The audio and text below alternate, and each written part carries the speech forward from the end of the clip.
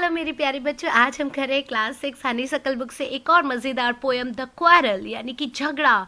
और ये एलानोर फार्जियोन ने पोयम लिखी हुई है। अब बच्चों ये मुझे बताइए कि क्या आप लोग अपने घर में भाई बहन लड़ाई झगड़ा करते हो?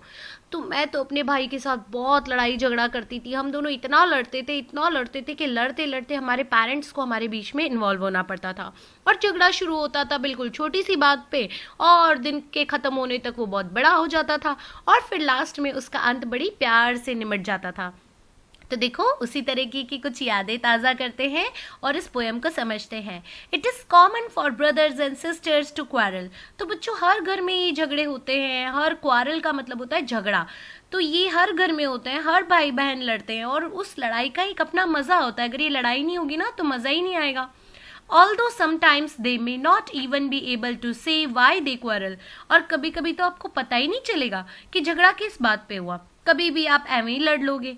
तो यहाँ पे देखो, but how long do such quarrels last, how do they and. तो बच्चों क्या आपने कभी सोचा है कि झगड़ा कितनी देर तक चलता है या वो कैसे ख़त्म होता है? अपने आप शुरू होता है, अपने आप ख़त्म भी हो जाता है और पता भी नहीं चलता। तो आओ चलो पोएम को समझते हैं। I quarrelled with my brother, I don't know what about. One thing led to another, and somehow we fell out. The start of it was slight, the end of it was strong. He said he was right, I knew he was wrong. तो मैंने अपने भाई के साथ में झगड़ा किया। मुझे पता नहीं झगड़ा किस बात का था, लेकिन शुरू हो गया।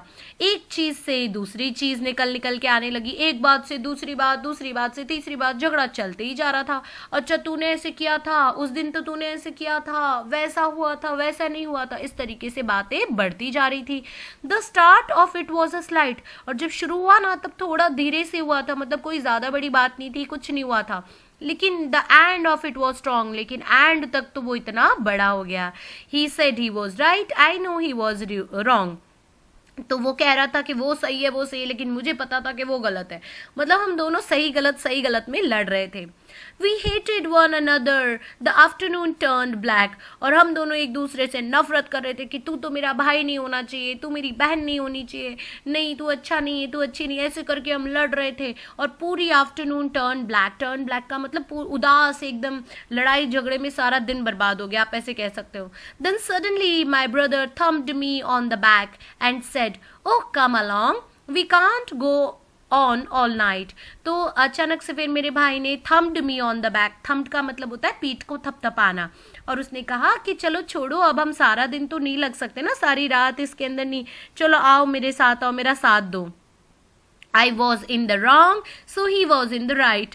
और वो ये बता रहा था कि हाँ भाई तुम गलत हो, मैं सही। तो इस तरीके से उसने बात को टाल दिया। मतलब पता ही नहीं चला झगड़ा कब शुरू हुआ, झगड़ा कब खत्म हो गया।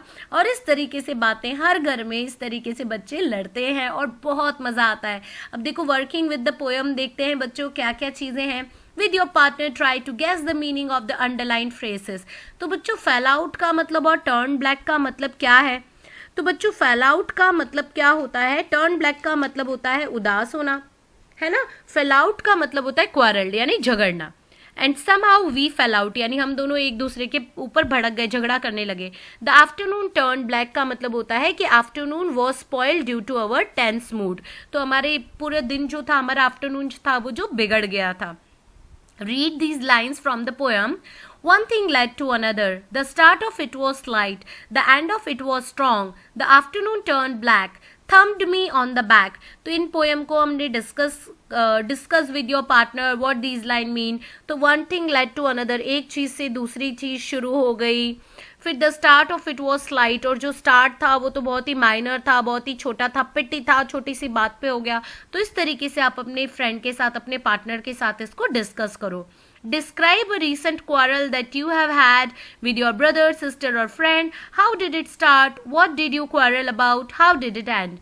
तो भाई आप एक अपना इंसिडेंट कोई भी है उसको डिस्क्राइब करो कि किस तरीके से आपका अपने रीसेंट कोई झगड़ा हुआ है अपनी बहन के साथ, अपने भाई के साथ या अपने फ्रेंड के साथ, कैसे शुरू हुआ और कैसे खत्म हुआ। तो बच्चों ये आप अपनी ही ओन लैंग्वेज में लिखिएगा।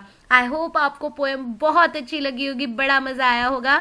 तो बच्चों चैनल को सब्सक्राइब करना, वीडियो को लाइक करना और शेयर करना बिल्कुल भी ना भूलें।